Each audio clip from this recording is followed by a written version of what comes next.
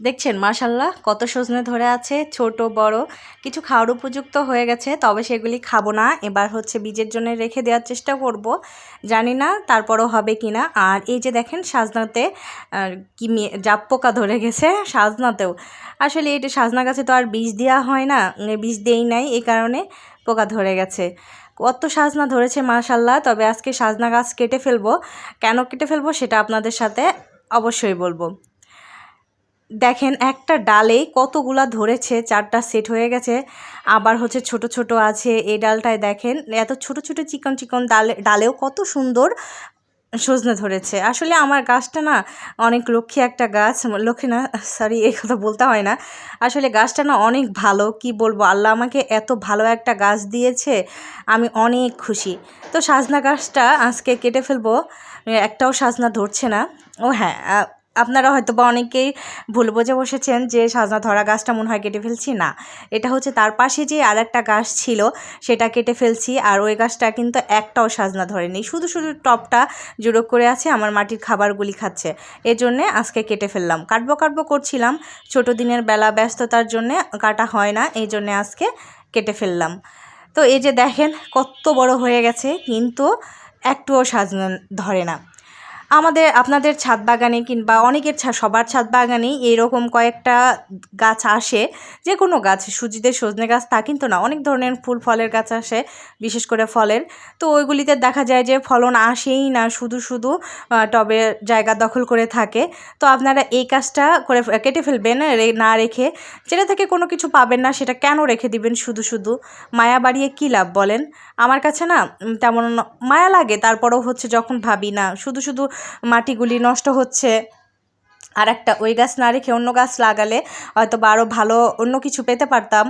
তো আর কি, এর আগে এই টবটাই ছিল, ডালিমের একটা গাছ ছিল, তো ডালিম যাই হোক 2-1টা ধরেছিল, কিন্তু আমি খেতে পারতাম না, আর তেমন ধরতেও না, এজন্য ডালিম গাছটা কেটে ফেলে শসা গাছ আর এই সাজনা গাছটা দিয়েছিলাম। কিন্তু এই সাজনা গাছটাও দেখা যায় যে ফল দিল না। শসা গাছে তবে মার্শাল্লাহ তো অনেক শসা খেয়েছি। তো আজকে আবারও আমি এখানে একটা সাজনা গাছ লাগাবো, শসা গাছ লাগাবো, আর তার সাথে একটা টমেটো গাছও লাগাবো। যেহেতু সাজনা গাছ অনেক ছোট লাগাবো, এজন্যে তার সাথে বাকিগুলি দিয়ে দিব। তো কালকে এক আপু আমাকে কমেন্ট করেছিল যে আমি কিভাবে কিচেন ওয়েস্ট ব্যবহার করি সেটাও আপনাদের সাথে শেয়ার করব। আর এই যে দেখেন মাটি শুকাতে দিয়েছি, এগুলি কিন্তু খুব ভালো মতো শুকিয়ে গেছে। এখন কড়া রোদ পড়ছে, আপনাদের যাদের মাটির সমস্যা, গাছ পচে যাচ্ছে, মরে যাচ্ছে, কিংবা স্যাঁতসেঁতে হয়ে আছে, ছত্রাক ফাঙ্গাস এগুলি সমস্যা হচ্ছে, তারা এভাবে এখন রোদে দিয়ে মাটিটা খুব ভালো মতো শুকিয়ে নিতে পারেন। একটা রুক্ষ আবহাওয়া তার সাথে কড়া রোদ, 2 দিনেই কিন্তু মাটি খুব ভালো করে শুকিয়ে যাবে। আর আমি কিন্তু হাত দিয়ে খুব ভালো করে বেছে নিচ্ছি। সজনে গাছের কিন্তু কন্দ থাকে গোড়ায়, হচ্ছে সেই কন্দটা যদি থেকে যায় তাহলে কিন্তু আবার গাছ বেরোবে। এর জন্য আমি খুব ভালো করে মাটিটা দেখে নিচ্ছি, আর তার সাথে খুঁড়িয়েও নিচ্ছি। এতে করে দেখা যায় মাটিটা ঝুরঝুরে হলে ভালো হয়। তবে আজকে আর সার মেশানোর সময় পেলাম না, বাসায় আধা ঘন্টার ভিতরে বাসায় ফেরত যেতে হবে, মেয়ে স্কুল থেকে আসবে, নাস্তা দিতে হবে। এর জন্য কোনো রকম গাছটা কেটে আমি মাটিগুলো ঝুরঝুরো করে গাছ বসিয়ে দিচ্ছি। আসলে ব্যস্ত সংসার করতে হলে দেখা যায় যে এত ব্যস্ত সংসারের কাজ থাকেই, আর আমার তো একদম ভরা সংসার, তো দেখা যায় কাজের পরিমাণটা একটু বেশিই থাকে। তো এই আর কি। আর এই যে ওইখানে যে সাজনার কয়েকটা বীজ ছিল, ওইখান থেকে আমার এই কয়টা গাছ উঠেছে, তো এখান থেকে আমি একটা সাজনা গাছ লাগিয়ে দিব। আর হচ্ছে আশা করি এখান থেকেও আমি সাজনা খেতে পারবো, কারণ এটা আমি ভালো গাছই, ভালো জাতের গাছই লাগাবো, নিজের গাছের বীজ থেকে করা সাজনের চারা, আপনারা তো জানেনই। তো এক কর্নারে আমি কিন্তু শসা গাছটা লাগাবো, আর মাঝখানে সাজনা গাছ দিব। এক সাইডে যদি আমি শসা গাছটা দেই তাহলে হচ্ছে পরবর্তীতে ভালো হবে, আর যদি একসাথেই সজনে আর শসা গাছটা দেই মানে গোড়া এক জায়গায়, তাহলে কিন্তু ভালো হবে না। এজন্য কিছুটা ফাঁকা ফাঁকা রেখে আমি হচ্ছে গাছগুলি লাগাবো। মাঝখানে সাজনা গাছ দেওয়ার একটাই উদ্দেশ্য যে ওটা তো স্থায়ী গাছ, যদি ফলন পাই তাহলে তো এখানে থেকেই যাবে, এজন্য মাঝে দিলাম, পরবর্তীতে সার দিতে অনেক সুবিধা হবে, এর জন্য মাঝে দিলাম। আর সাইড দিয়ে যেই শসা গাছ বা টমেটো গাছ দিব, এগুলো তো ফল খাওয়ার পরেই নষ্ট হয়ে যাবে, এটা তো অস্থায়ী, এই জন্যে এর সাথে দিয়ে দিলাম। এখন যদি আমি শুধু সজনে গাছটায় রাখতাম তো এটাতে তো মাটির প্রয়োজন নাই, এত হয়তো বা ছোট্ট একটা পটে লাগিয়ে রাখলেই হতো সজনা গাছটা। তবে যেহেতু আমার মাটির সংকট আর মূলত মাটিগুলি নষ্ট, অনেক জায়গাতেই টব ফাঁকা আছে, সেই মাটিগুলি কিন্তু নষ্ট, আপনারা তো জানেনই কিভাবে নষ্ট হয়। তো এই যে মাশাআল্লাহ কিন্তু আমার অনেক টমেটোর চারা হয়েছে, ফেলতে মন চাচ্ছে না, কাউকে দিব ভাবছি কিন্তু দেয়া হচ্ছে না।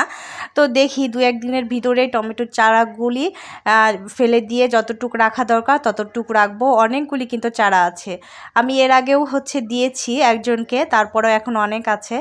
তো আলহামদুলিল্লাহ যখন কি গাছ হয় খুব ভালো মতোই হয়, আল্লাহ আমাকে দেয়। আসলে আমি এদিক দিয়ে স্যাটিসফাইড, যেটাই লাগাই না কেন সেটাই খুব পারফেক্টলি হয়। আর আপনাদের টমেটো গাছ লাগানোর একটা টিপস শেয়ার করি, যে টমেটো গাছ ডালটা একটু বেশি ভিতরে দিবেন, শুধু আগাটা বের হয়ে থাকলেই হবে। যত বেশি ডালটা মানে গাছটা ভিতরে থাকবে, ডগাটা তত কি বেশি শিকড় ছড়াবে আর গাছটা তত ভালো হবে। এই যে দেখেন আমি কিন্তু অর্ধেকটা মাটির ভিতরে দিয়ে তারপরে লাগিয়ে নিয়েছি, এক হাতে হচ্ছিল না, এজন্য আমি অফ ক্যামেরায় 2 হাতে লাগিয়ে নিয়েছি। আর অত বড় গাছটারে আমি মাটির ভিতরে ঢুকিয়ে অর্ধেকটা সামনের দিকে বের করে রেখেছি। আর এবার অবশ্যই পানি দিতে হবে গাছ লাগানোর পরে, আমরা যেই গাছই লাগাই না কেন খুব ভালো মতো করে পানি দিয়ে দিতে হবে। পানি না দিলে কিন্তু গাছ মারা যাবে, আর দেরি করা যাবে না পানি দিতে, যেহেতু শিকড়গুলি ছেঁড়া থাকে, কম শিকড় থাকে, তো রিকভারি হতে যদি বেশি পানি না পায় তাহলে দেখা যায় যে খাবার না পেয়ে, পানি না পেয়ে কিন্তু গাছ মারা যাবে। আপনারা চেষ্টা করবেন গাছ লাগানোর সাথে সাথেই পানি দেওয়ার, এতে করে কিন্তু ভালো হয়। আর যদি ছায়া থাকে তাহলে অবশ্যই সেটা কোনো কিছু ছায়া না, রোদ থাকে, মানে দুপুরের দিকে অনেক কড়া রোদ্রের ভিতরে গাছ লাগান তাহলে অবশ্যই আপনারা সেটা ঢেকে দিবেন যেন ছায়া হয়ে থাকে। তো আমি যেহেতু ওই 2 টব থেকে গাছ তুলেছিলাম এর জন্য কিছু করে পানি দিয়ে দিলাম, এতে করে মরবে না। আর এইদিকে আমি যেই বিনসের গাছটা লাগিয়েছিলাম তো অনেক বিচি আছে আমার কাছে, কিন্তু সেখান থেকে তাও অবহেলার কারণে করা হয়নি, একটা মাত্রই গাছ লাগানো হয়েছে। তো এই যে ওখানে দেখেন কত সুন্দর ফুল এসেছে, তো ভাবলাম আজকে আমি কিছু বিনসের বিচি লাগিয়ে দিই, তাহলে কিন্তু দেখা যায় যে শীতের শেষের দিকে খেতে পারবো। আর পালং শাকের কথা কি বলবো, মাশাআল্লাহ অনেক সুন্দর হয়েছে, যদিও কিছু কিছু পড়ছে, আসলে মাটি একবার যখন খারাপ হয়ে যায় সেটা সারতে কত যে সময় লাগে সেটা আমি এখন তিলে তিলে বসছি। আর এই যে এইদিকে দেখেন ধনেপাতা বের হয়েছে, এগুলি আমি আশা ছেড়ে দিয়েছিলাম হয়তো বা বের হবে না।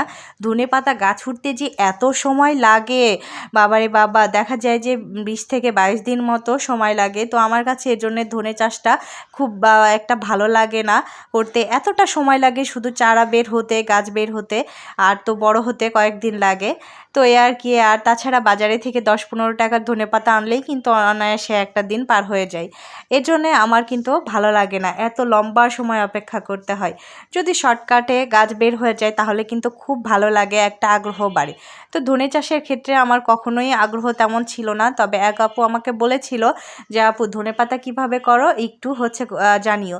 তবে আমি এই ধনে বীজগুলি কিন্তু আলাদাভাবে কিনিনি, এটা কিভাবে করেছি অবশ্যই গাছগুলি বড় হলে তারপরে একটা ভিডিও করে আপনাদের সাথে ডিটেলসে আলোচনা করব।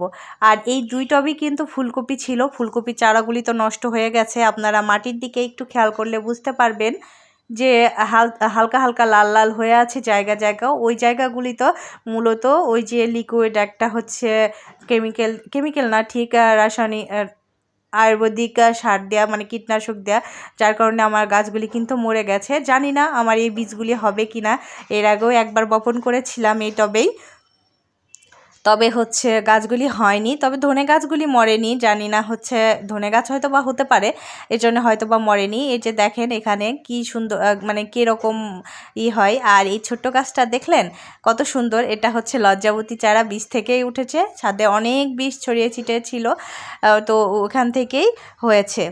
তো এখানে বেশ কিছুই ধনে গাছ বের হয়েছে 2 টবে, এগুলি ফেলে দিয়েছিলাম অনেক অপেক্ষা করতে করতে, এই আর কি। আর ওই যে আপনাদের সাথে বলেছিলাম যে কিচেন ওয়েস্ট কীভাবে ব্যবহার করি সেটা শেয়ার করব, কালকে এক আপু কমেন্ট করেছে।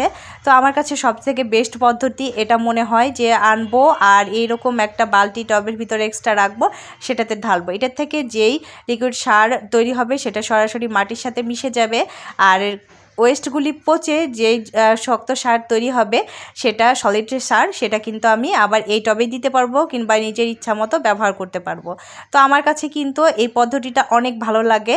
অন্যগুলি আমার কাছে তেমনটা ভালো লাগে না, যেমন পচানোটা কিন্তু আমার কাছে ভালো লাগে না। তবে মাটি তৈরি করার সময় কিন্তু আমি কিচেন ওয়েস্টটা দেই, আর মাটি নিচে লেয়ারে লেয়ারে দিয়ে মাটিটা তৈরি করি, উপরে হচ্ছে তারপরে রেখে দেই কয়েকদিন।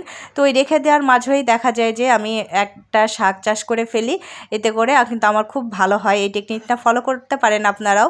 আর এই যে দেখেন আমি যে ওভাবে কিচেন ওয়েস্টের ব্যবহার করি, এতে কিন্তু কোনো ক্ষতি হয় না। আর মাশাল্লাহ কত বেগুন ধরে আছে আলহামদুলিল্লাহ। আর গাছটা কিন্তু অনেক ঝোপালে ছিল, আমি কাটতে কাটতে এই কয়টা ডাল রেখেছি।